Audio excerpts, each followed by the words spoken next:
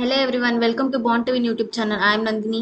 Today class వచ్చేసి FDI, FPI, FII and ODI అంటే foreign direct investment, foreign portfolio investment, foreign institutional investment and overseas direct investment. So first వాటి మీద వచ్చిన recent news అయితే చూద్దాం. First news వచ్చేసి SEBI doubles FPI disclosure threshold to 50,000 crores to review conflicts. ఇది ఎప్పుడు news అంటే March 24, 2025 అంటే ఈ రోజు వచ్చిన న్యూస్ 2 hours బ్యాక్ వచ్చిన న్యూస్. అయితే ఫస్ట్ ఫారిన్ పోర్ట్ఫోలియో ఇన్వెస్ట్మెంట్ అంటే ఏంటో చూద్దాం.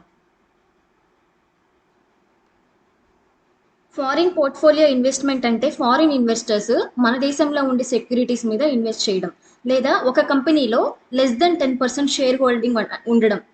అర్థం కాలేదు కదా. ఇప్పుడు యుఎస్ బేస్డ్ కంపెనీకి చెందిన ఇన్వెస్టర్స్ ఎవరైతే ఉన్నారో వాళ్ళు మన ఇండియాలో ఉన్న టాటా కంపెనీలో ఉండే సెక్యూరిటీస్ లైక్ బాండ్స్ అవ్వచ్చు, స్టాక్స్ అవ్వచ్చు, క్యాష్ అవ్వచ్చు, ఇలాంటి వాటి మీద ఇన్వెస్ట్ చేయొచ్చు.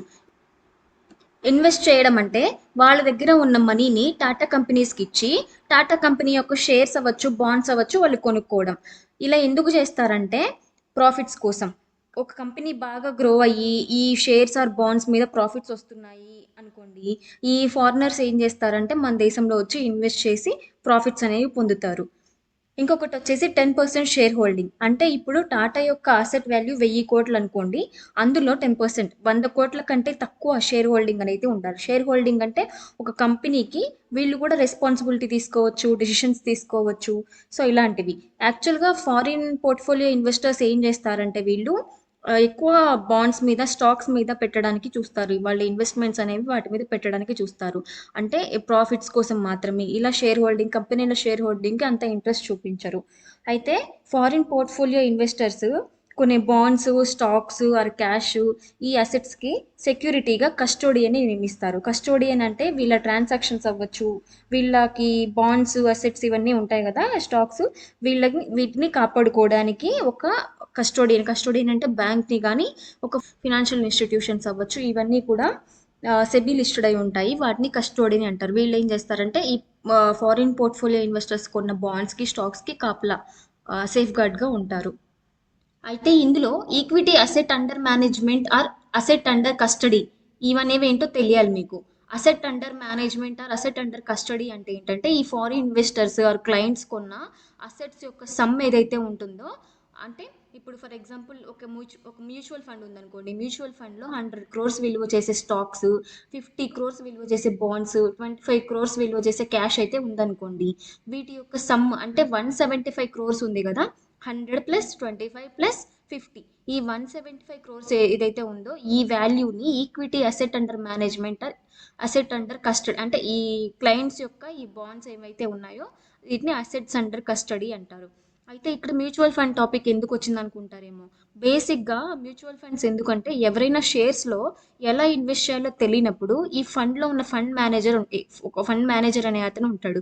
ఈ ఫండ్ మేనేజర్ ఏం చేస్తాడంటే అతనికి మనం మనీ ఇస్తే ఈయన డిఫరెంట్ కంపెనీస్ యొక్క షేర్స్లో వీళ్ళ మనీని ఇన్వెస్ట్ చేస్తారు ఇన్వెస్టర్స్కి బదులు. సో ఇది మ్యూచువల్ ఫండ్ యొక్క డ్యూటీ. అర్థమైంది అనుకుంటున్నాను. ఇప్పుడు న్యూస్లోకి వెళ్తే సెబీ ఎఫ్పిఐస్కి డిస్క్లోజర్ లిమిట్ని 50,000 crores పెంచింది. ఎర్లియర్ 25,000 crores ఉండేది. డిస్క్లోజర్ అంటే ఏదైనా పని చేసేటప్పుడు దాన్ని అందరికీ ఓపెన్గా చెప్పడం. అంటే ఏదైనా కార్పొరేట్ గ్రూప్లో ఎఫ్పిఐ హోల్డింగ్ అంటే వాళ్ళ యొక్క ఈక్విటీ అసెట్ అండర్ మేనేజ్మెంట్లో 50% కంటే ఎక్కువ ఉంటే, ఇప్పుడు ఫర్ ఎగ్జాంపుల్ ఇందాక asset under management, equity asset under మేనేజ్మెంట్లో 175 crores అని చెప్పాను కదా, ఆ 175 crores-లో 50% కంటే ఎక్కువ ఉంటే వీళ్ళ యొక్క ఇన్వెస్ట్మెంట్స్ అనేవి, వీళ్ళ యొక్క హోల్డింగ్స్ అనేవి, ఇన్వెస్ట్మెంట్ కాదు వీళ్ళ యొక్క హోల్డింగ్స్, ఒక కంపెనీలో వీళ్ళ యొక్క హోల్డింగ్స్ అనేవి అంతకంటే 50% కంటే ఎక్కువ ఉంటే ఖచ్చితంగా సెబీకి చెప్పాలంట. ఇంకొకటి వచ్చేసి ఫారిన్ పోర్ట్ఫోలియో ఇన్వెస్టర్స్ వాళ్ళ యొక్క ఇన్వెస్ట్మెంట్స్ ఉన్నాయి కదా ఇండియాలో, వాళ్ళ యొక్క ఇన్వెస్ట్మెంట్స్ అనేవి 50,000 crores కంటే ఎక్కువ ఉంటే ఖచ్చితంగా సెబీకి చెప్పాలి అంటుంది. ఎర్లియర్ ఇది ఎంత ఉండేది అంటే 25,000 crores, వాళ్ళ యొక్క ఇన్వెస్ట్మెంట్స్ 25,000 crores కంటే ఎక్కువ ఉన్నాయనుకోండి, అప్పుడు ఖచ్చితంగా సెబీకి చెప్పాలి. ఇప్పుడు ఆ లిమిట్ని 50,000 crores పెంచింది. సో అది న్యూస్. చూడండి, SEBI disclosure SEBI doubles FPI disclosure, doubles అంటే 25 నుంచి 50 అయింది కాబట్టి, disclosure threshold to 50,000 crores to review conflicts.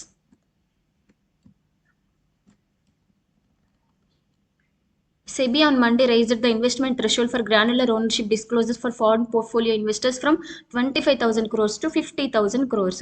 అంటే వాళ్ళ యొక్క ఇన్వెస్ట్మెంట్ అంటే హోల్డింగ్ అవ్వచ్చు, ఇన్వెస్ట్మెంట్ ఇట్లా ఏమైనా ఓనర్షిప్ అవ్వచ్చు. ఇదేంటంటే 50,000 crores కంటే ఎక్కువ ఉంటే సెబీకి ఓపెన్గా చెప్పాలి. ఇంకొకటి వచ్చేసి the foreign portfolio investors disclose norms introduced in August 2023. ఈ డిస్క్లోజర్ నార్మ్స్ని ఆగస్ట్ 2023లో ఇంట్రొడ్యూస్ చేశారు. దాంట్లో required FPIs with assets under custody of over 25,000 crores or with over 50% of their asset under custody concentrated in a single corporate group. ఈ August 2023లో ఏమైందంటే ఈ 25,000 crores వాళ్ళ ఓనర్షిప్ లిమిట్కి ఇంత పెట్టారు. ఇంకొకటి వచ్చేసి 50% వాళ్ళ అసెట్ అండర్ కస్టడీ అంటే ఏంటి, ఇందాక చెప్పాను కదా, అసెట్ అండర్ కస్టడీ అన్న అసెట్ అండర్ మేనేజ్మెంట్ అన్న టోటల్ వాల్యూ, వాళ్ళ యొక్క ఫారిన్ పోర్ట్ఫోలియో ఇన్వెస్టర్స్ యొక్క టోటల్ అసెట్ వాల్యూ ఏదైతే ఉందో అది, ఆ వాల్యూ అనేది 50% కంటే ఎక్కువ ఉంటే ఒక కార్పొరేట్ కంపెనీలో ఖచ్చితంగా సెబీకి చెప్పాలి అని చెప్పింది. అప్పుడు ఆగస్ట్ 2023లో ఇంట్రొడ్యూస్ చేసినప్పుడు ఈ నార్మ్స్ ప్రకారం. ఇప్పుడు 50,000 crores. అది న్యూస్.